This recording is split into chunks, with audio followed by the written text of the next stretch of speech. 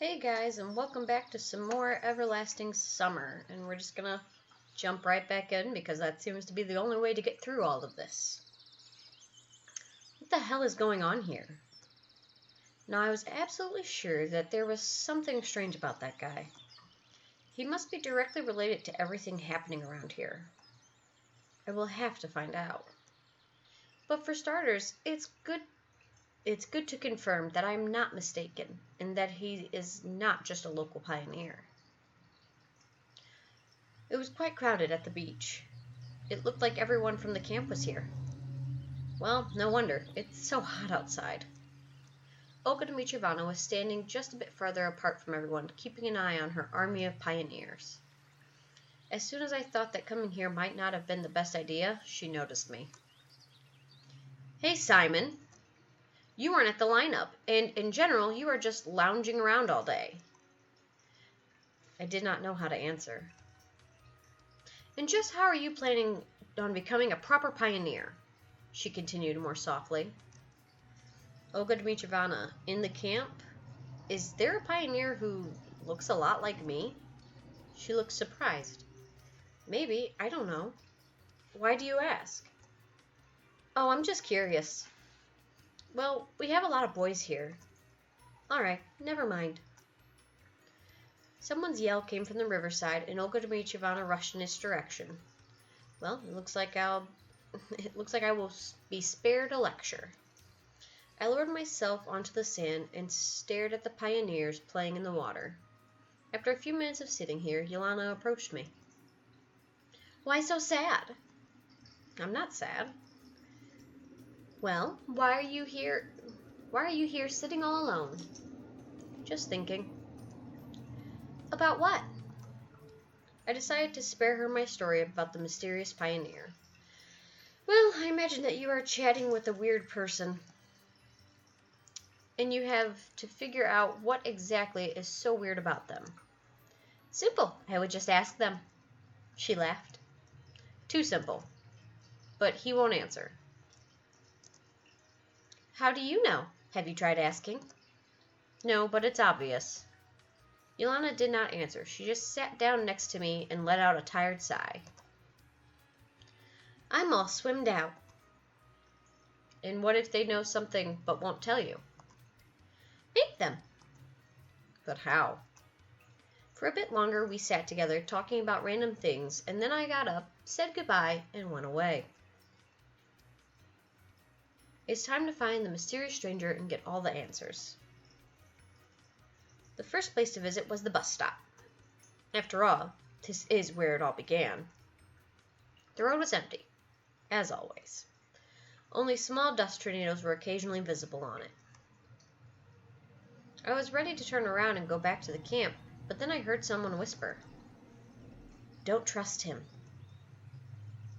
Someone was hiding behind the monument. A pioneer was sitting there with his back to me, and once again the voice seemed strangely familiar.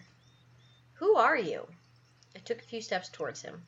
Stop, don't come any closer. For some reason I froze in my tracks. From somewhere deep inside, an assurance came to me, and I understood that I shouldn't argue with him. All right, I'll stay here. Have you seen him? Talked to him? He asked nervously. Who are you even talking about? He was dressed in a pioneer uniform. You know who. And I definitely did know. He was talking about the weird pioneer I saw earlier. Yes, I answered after a few moments of silence. What did he tell you? The pioneer asked in a pleading tone. Nothing, really. Did he give you advice? Did he tell you what to do? Threaten you? No, nothing like that. Of course, he seemed pretty weird, but nothing more than that. Remember, he may not be alone, or more likely, he is alone, but you may meet many pioneers who look like him. And what about you? Who are you? Who are you hiding from? You will understand in time. Just remember, the most important thing is to find the exit. All of a sudden, a strong gust of wind came through, ripping leaves from the trees and throwing an old paper bag into my face. Shielding myself, I averted my eyes. When I looked back at the monument, the pioneer was already gone. At that moment, I was overwhelmed by fear. Real, almost tangible fear. I remember being scared during my first hours at this camp. But back then, everything around me seemed kind of friendly. Now Sovyanuk revealed its fangs, getting ready to eat me. And ahead, the unknown. My body was covered in goosebumps, my throat was dry, and my hands were shaking. I tried to ignore it and headed back to the camp. Okay. It was already dinner time, but I had no desire to go to the canteen. After meeting the second mysterious pioneer, just thinking about the locals made me, if not afraid, then at least creeped out. I don't even know who or what they all are. And even though nothing had happened yet, it doesn't mean I can trust them. I stopped in front of the clubhouse, but then realized that this is not the best spot to be at. I could run into someone, which was not something I wanted to do at the moment. Almost running, I hurried toward the forest and walked a few meters along the path before finally stopping. I like that this game is starting to get scary, and we're getting closer to Halloween. That I did not plan that. I don't know anything about this game. It just kind of happened. On one side, the mysterious pioneer, well, 2 of them to be precise. On the other, all the other inhabitants of this camp, who seemed absolutely normal. Either way, my decision to stand back and let everything resolve itself was under some serious pressure. At this point, it was clear to me I had to do something on my own. But what exactly?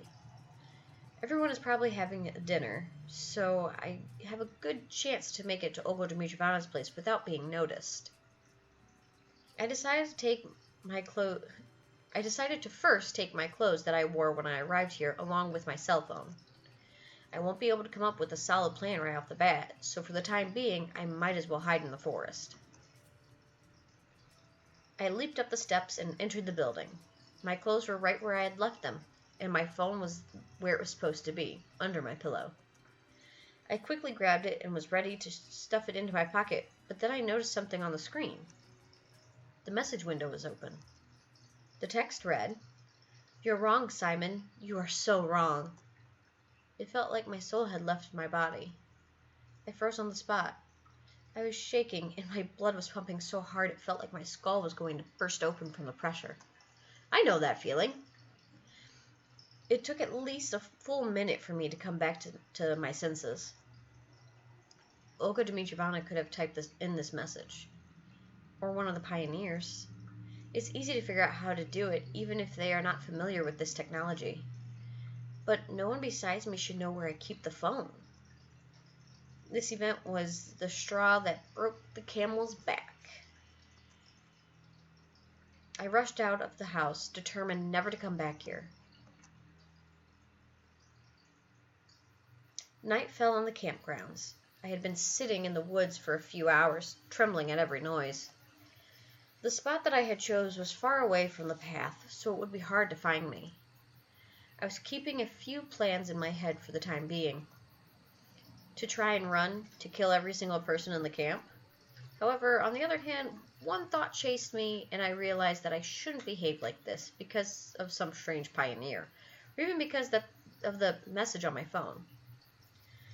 All of this was reinforcing the thought that everything happening here was far from normal. However, there was no proof that anyone in the camp had anything to do with it. I could have stayed here until morning, lost in my own thoughts, but I heard footsteps coming from somewhere nearby. So you decided to escape after all. I turned around, but couldn't see the pioneer's face in the dark. Nevertheless, I was pretty sure that it was him. I wasn't afraid then. More precisely, I was so physically exhausted that I was prepared for anything, any possible course of events, and somehow managed to reason appropriately and to maintain the conversation. "I wouldn't call this an escape," I answered softly, stretching every word. "Huh?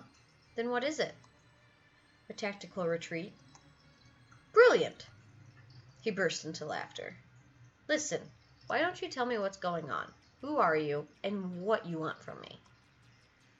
"What did that guy tell you at the gate?" It seemed that he didn't even hear my question. He told me not to trust you. I lied. But on the other hand, I thought that it was what he meant. Well, that's always the way for him. Running away, hiding. I could hear irritation in his voice. I'm not sure what kind of circus you're running here, but I'm not going to be a part of it. Oh, why not? You're the star, after all. I couldn't see his face, but I bet he was smiling. Explain my part to me, then. You know, I was like you in the beginning. The first time, everything went peacefully. Then I escaped. I tried to understand what was going on, got mad, and even tortured them to get the truth. He laughed crazily. I shivered. But it was pointless, continued the pioneer after calming down a bit. Pointless. And then I began to notice the lapses. At first, I just heard their voices from a distance and sometimes in my head. Then vague silhouettes appeared. Then they slowly took on physical form. And finally, they stepped into my world. I could touch them, introduce them to other pioneers. And they all were different. Different. Do you get it? Different. He started shouting. And it recurred again and again. You can get used to those loops. Then I learned how to get into their world by myself, to interact with others. But it turned out that I'm not alone. There are lots of us. Today you saw at least one more. He fell silent. I didn't know what question to ask, and I didn't want to interrupt his story, so I simply waited. After a minute, he continued. It's not that simple, of course, and it's not always possible. Only under certain circumstances. When you feel strong emotions, for example. I instantly remembered how I saw him the first time. The time when I didn't feel any emotions at all. Including the moments when you feel happy. As if he was reading my thoughts. I see. So you're trying to say that there are several parallel worlds, including the same camp with its inhabitants, where I am replaced by you or that guy I met at the bus stop? Yeah, something like that. He answered. His answer didn't surprise me at all. In the end, it's clear that whatever happens here is beyond the limits of human understanding, and this theory didn't even seem all that unusual. But you said that everything recurs. Yes, it recurs. And what will happen afterwards? You'll start from the very beginning. You'll wake in the bus, come to the camp, meet Olga Dmitrievna, the girls, electronic. But if it happened to you, then why should it happen to me as well? It happens to everyone. Once again, he laughed hysterically. And how many loops have you experienced so far? I stopped counting them already. At first I tried to remember them, though. Maybe a few hundred.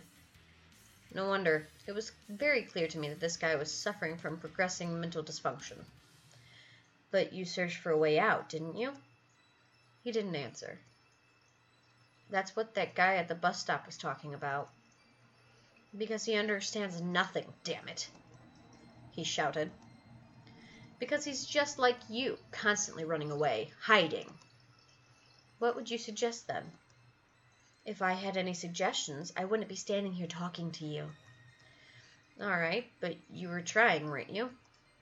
Are you trying to understand what I know, since I've been around here for such a long time? He asked cheerfully. Well, that's evident. Yes, I did try to run away from here. There. He waved towards the forest. Is nothing there. Nothing but trees. When I had been walking there for several days and finally passed out, I found myself in the bus again. Same for walking along the road. It's endless. Talking to somebody about it is pointless. You probably already understood that by yourself. I did, I interjected. Even if you try to explain your situation directly, at best you'd just be considered an idiot. What if you try not to leave the bus? It's pointless. Sooner or later, you'll be found. I even tried to spend the entire time there. In the end, I fell asleep and everything started from the beginning. And what if you start it by yourself and leave? No keys. And I don't have any carjacking skills. A cursed cycle. Exactly. A long silence fell. Finally, I asked, "And what about the people around here? Don't they raise absolutely reasonable suspicions?" Suspicions? Laughter again. The only thing that is suspicious about them is that no matter how much you tell them, they stare at you with their eyes out on stalks. The people? I feared them at first too. Then I used them for different experiments, and now I don't consider them humans. They're all dolls, puppets. You can easily predict any reaction, any word or action. So they aren't worth fearing, are they? The one worth fearing is yourself, he said softly. Do you know how funny it is when human bones crack as they slowly break from distension? Looks like he's finally lost his marbles. Listen, I understand everything, but the other one thinks that's a bit much, too. But it doesn't matter. Nobody but you is real here. The pioneer suddenly fell silent. Well, no, I don't agree with you. You're probably thinking, why didn't I check this all by myself, aren't you? Why I didn't try to reach the nearest village or town? Yes, I did have such thoughts. Why wasn't I suspicious? Why was I doing different stuff instead of searching for answers? Well, yes. Forget about it. That's normal. We all behave like this for the first time here. But how many others have you seen so far? Not that many. The pioneer was lost in thought. About 10 people, maybe. But I'm sure there's many more of them. And is everyone like this? In fact, yes. Only the details are different, but the main thing is invariable. There's no way out of there. Here. And by the way, you're just like the majority of them. The only thing that differs is that you have heard everything from me instead of experiencing it for yourself. I don't know if I should thank him for that. Well, and what now? Nothing, he said shortly. I closed my eyes and lost myself in thought. That was a critical mistake. When I opened my eyes, I didn't see anybody, just like the previous times. Alright guys, I'm going to log off now. And remember, do something nice for a stranger today. It may just save their life.